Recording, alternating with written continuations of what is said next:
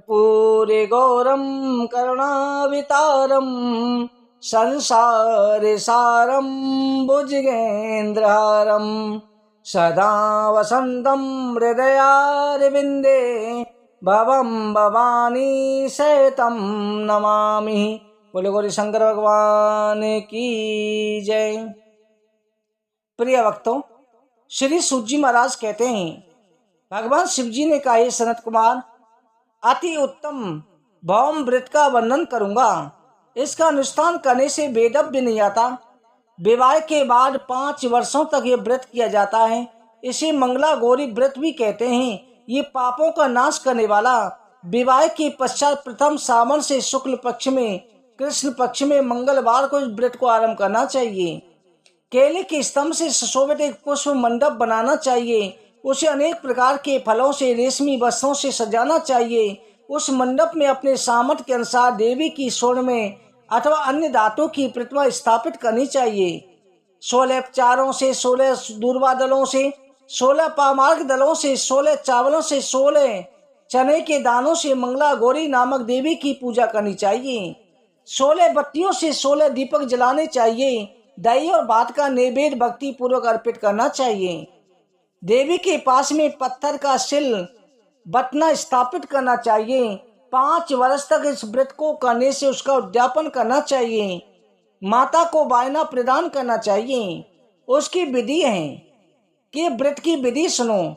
अपने सामर्थ्य के अनुसार एक पल प्रमाण स्वर्ण की अथवा आधे से आधे प्रमाण की मंगला गौरी की सोने की मूर्ति स्थापित करें। अपनी शक्ति के अनुसार स्वर्ण आदि के बने हुए पात्र पर वस्त्र, रमणीय कुचकी रख करके या जैसी शक्ति उस धातु का हो देवी की प्रतिमा के सामने स्थापित करना चाहिए। पास में चांदी से निर्मित सिल बटना या मंच करके या पत्थर का वो माता के सामने रखे, वायना प्रदान करें। 16 सुवासिनियों को प्रयत्न पूर्वक भोजन कराना चाहिए। हे सनत कुमार, इस विधि से इस व्रत को करने से 7 जन्मों तक सौभाग्य बना रहता है। पुत्र पौत्र आदि के साथ संपदा विद्यमान रहती है। भगवान शिव से मंगला गौरी व्रत के विषय में सुनकर सनत कुमार ने कहा, प्रभु, इस व्रत को पहले किसने किया, किसको इसका फल प्राप्त हुआ, किस प्रकार से मुझे इस व्रत के प्रति निष्ठा हो जाए।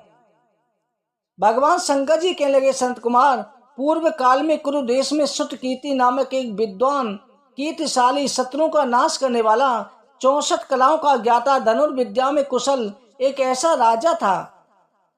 पुत्र के सिवा अन्य सभी शुभ चीजें उस राजा के पास थी, इसलिए वो राजा संतान के विषय में अत्यंत चिंतित रहा करता था। जप और ध्यान पूर्वक देवी की आराधना करने लगा। उसकी कठोर तपस्या से देवी प्रसन्न हुई। उससे वचन बोली कि हे सुव्रत, वरदान मांगो। ये सुनकर कि सुत कीर्ति ने कहे, देवी, अगर आप मुझ पर प्रसन्न हैं, मुझे सुंदर पुत्र दीजिए। आपकी कृपा से अन्य किसी भी वस्तु का अभाव नहीं है। ये सुनकर के पवित्र मुस्कान वाली देवी ने कहा, हे राजन, तुमने अत्यंत दुर्बल वरदान मांगा है, फिर भी मैं तुम्हें दे दूंगी। लेकिन हे राजन सुनिए, अगर परम गुणी पुत्र चाहते तो केवल 16 वर्ष तक जीवित रहेगा। अगर रूप और विद्या से वीर पुत्र चाहते हो दीर्घ जीवी होगा। देवी का वचन सुनकर राजा चिंतित हो गया।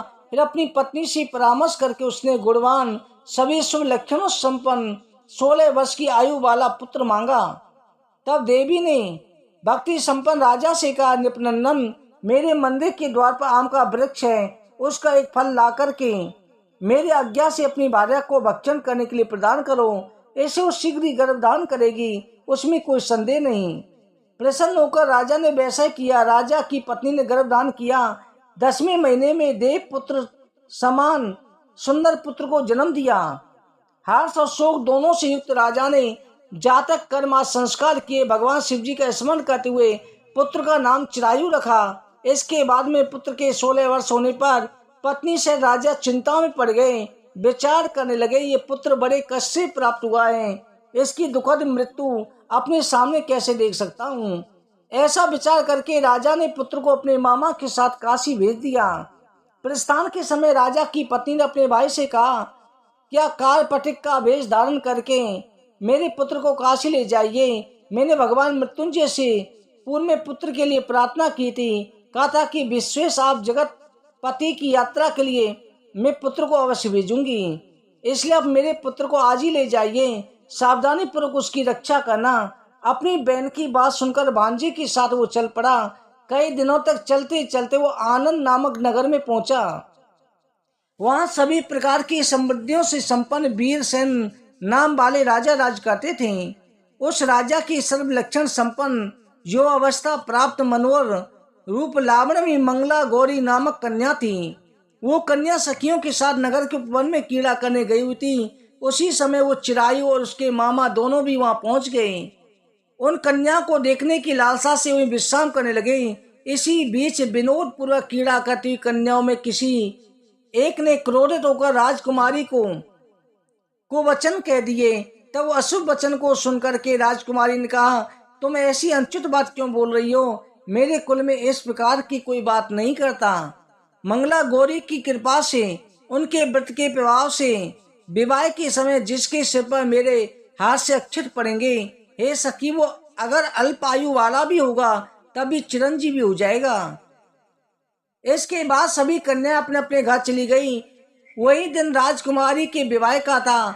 बालिक देश का दृढ़ंद नामक राजा की सुकेतु नाम वाले पुत्र के साथ उसका विवाह निश्चित किया गया था। वो सुकेतु विद्याहीन, कुरूप और बहरा था।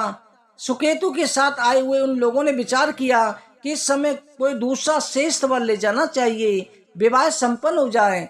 इसके बाद सुकेतु वहां पहुंचा देंगे। तत्पश्चात चिरायु के पास जाकर उन लोगों ने मामा से याचना करी कि आप इस बालक को हमें दे दीजिए, जिससे हमारा कार्य सिद्ध हो जाए। इस पृथ्वी पर परोपकार के समान कोई दूसरा धर्म नहीं है।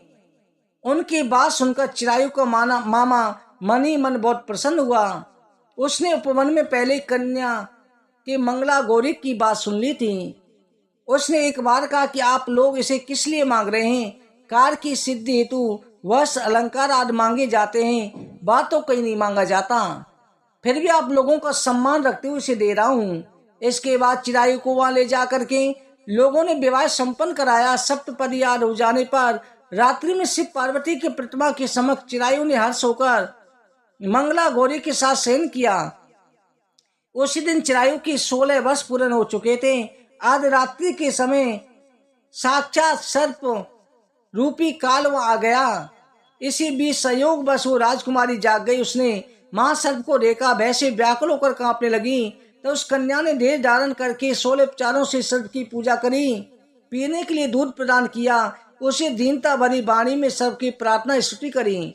मंगला गौरी से प्रार्थना करने लगी, मैं उत्तम व्रत करूंगी, इससे मेरे पति जीवित रहें। यह जिस तरह से चिरकाल तक जीवित रहे वैसा आप कीजिए। इतने में सर्प एक कमंडल में प्रवेश कर गया। उस समय मंगला गौरी ने अपनी कुचकी से उस कमंडल का मुंह बांध दिया। इसी बीच उसकी पति अंगड़ाई लेकर उठा। अपनी पत्नी से कहा, प्रिय, मुझे बहुत भूख लग रही है। वो अपनी माता के पास जाकर के वो खीर, लड्डू इत्यादि ले आई। इसके द्वारा प्रदत्त भोज पदार्थ भी उसने प्रसन्न मन होकर खाया।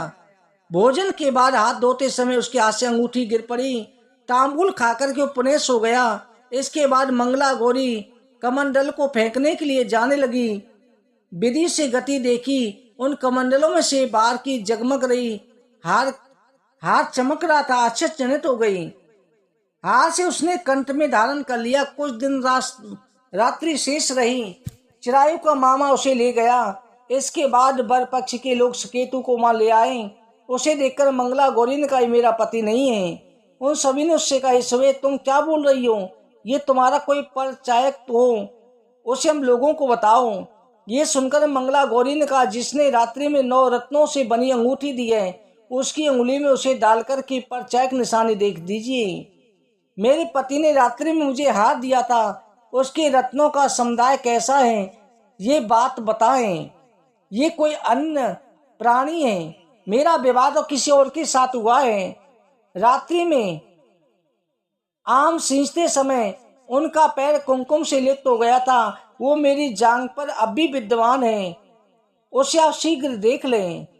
साथ ही रात में परस्पर भाषण, भोजन आदि में जो कुछ बातें हुई वो सब कुछ बता दे। वो निश्चय मेरा पति होगा। इस प्रकार उसका वचन सुनकर सभी कहने लगे ठीक है ठीक है। लेकिन जब एक भी बात नहीं मिली, सभी ने सुकेतु को उसका पति होने से निषिद्ध कर दिया। वर पक्ष वाले बोले जिस तरह आए थे उसी तरह से आप चले जाओ। तत्पश्चात अपने वंश को बढ़ाने वाले मान यश से संपन्न परम मनस्वी मंगला गौरी ने पिता से अन्न पान आदि का सत्र चलवाया। उन्होंने वर पक्ष का वृतांत कानों कान सुन लिया। फिर स्वरूप से कुरूप होने कारण लोगों के द्वारा किसी अन्य वर को यहाँ पर लाया गया था। उन्होंने अपनी कन्या को पर्दे के भीतर बिठाया। इधर 1 वर्ष की बीतने पर यात्रा करके अपने मामा के साथ जहाँ विवाह हुआ था वहां पर आ गए। इधर जो मंगला गौरी चिरायु को देखकर बहुत प्रसन्न हुई कि मेरे पति आ गए हैं। राजा ने अपने सूरज जनों को बुलाकर पूर्व में कहे हुए सभी परचाए को उसकी निशानियों को देखकर मंद मंद मुस्कान वाली कन्या चिरायु को सौंप दी। राजा ने सभी जनों के साथ विवाह उत्सव कराया। इसके बाद राजा वीरसेन ने वस्त्र आभूषण आज सेना घोड़े हाथी बहुत सामग्री देकर उसे विदा किया। इसके बाद अपने कुल को आनंदित करने के साथ चिरायु पत्नी और मामा को साथ लेकर अपने नगर पहुंचा। वहां लोगों के मुख से आया सुनकर के माता पिता को विश्वास नहीं हुआ। उन्होंने सोचा प्रारब्ध अन्यथा कैसे हो सकता है। इतने में माता पिता के पास आया। स्नेह से परिपूर्ण चिरायु भक्ति पूर्वक उनके चरणों पर गिर पड़ा। पुत्र का मस्तक सुनकर दोनों ने परम आनंद प्राप्त किया। पुत्र वधु मंगला गौरी ने सास ससुर को प्रणाम किया। सास उसे अपनी गोद में बिठाकर के सारा वृतांत शीघ्रता पूर्वक पूछने लगी। पुत्र वधु मंगला गौरी ने उत्तम वृत मातम जो कुछ घटित हुआ सब कह सुनाया। भगवान शिव जी कहते हैं मंगला गौरी का मैंने वर्णन किया। जो प्राणी मंगला गौरी का व्रत करता है उसी दीर्घायु संतान की प्राप्ति होती है। बोलो गौरी शंकर भगवान की जय। इति 7वां अध्याय।